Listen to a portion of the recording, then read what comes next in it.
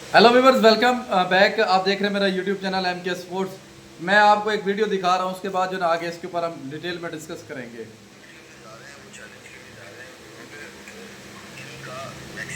ये Pakistan cricket board के जो है ना ऑफिशियल अकाउंट के ऊपर फेसबुक के ऊपर है फ़खर जमान और बाबर आजम का। मैं फ़खर जमान का गेस्ट नहीं हूँ।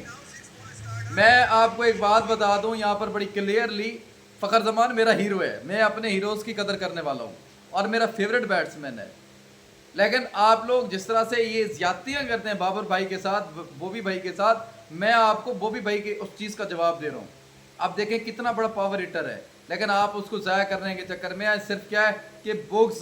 आप ये जो हमारे साबिक क्रिकेटर्स हैं, जैसे कामरान अकमल हो गए, अहमद शहजाद हो गए, ये सिकंदर बख्श साहब हो गए, आकिब जवेद साहब हो गए, मैं और भी कई हैं जिनका नाम लेना पसंद नहीं करता, वो हमारे इतने बड़े हीरोज़ हैं।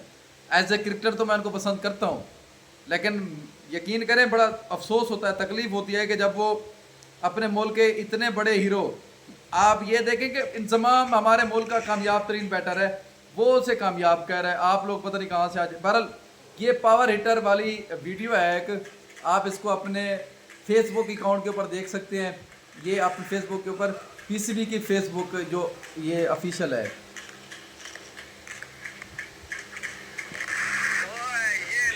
मैं आपको यहाँ पर एक चीज़ बताने का मकसद जो है वो ये है कि फ़खर जमान और बाबर आजम के दरमियान एक कंपैरिजन किया गया, ये उनके कंसल्टेंट ने, जिसमें जो मोस्ट पावरफुल थी फ़खर जमान की हिटिंग, वो थी मैक्सिमम 761, और इसकी मैक्सिमम इम्पैक्ट स्पीड जो थी वो थी 67 किलोमीटर पर माइल, और मैक्सिमम बैट स्पीड जो थी वो 74 किलोमीटर पर माइल्स थी।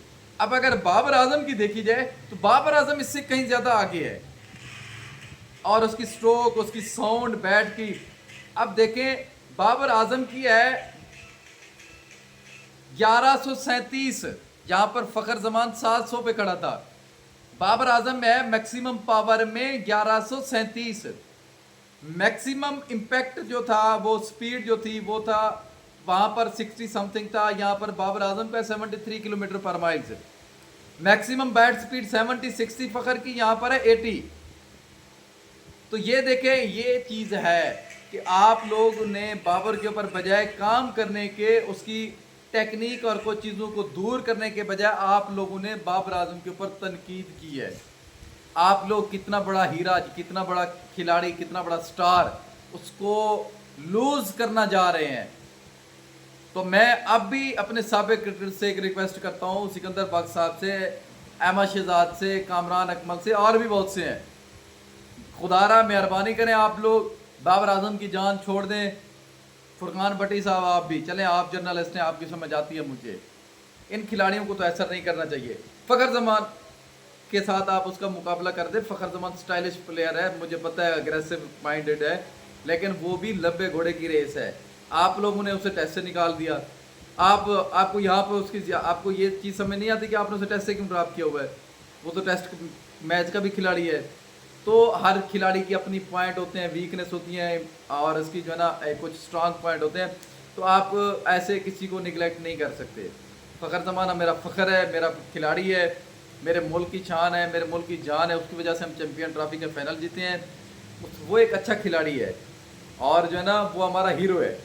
अब बाबर आजम है, उसकी अपनी एक पहचान है, उसकी अपनी एक जो है ना, वो एक तरह से गेम को लेके चलने वाला खिलाड़ी है।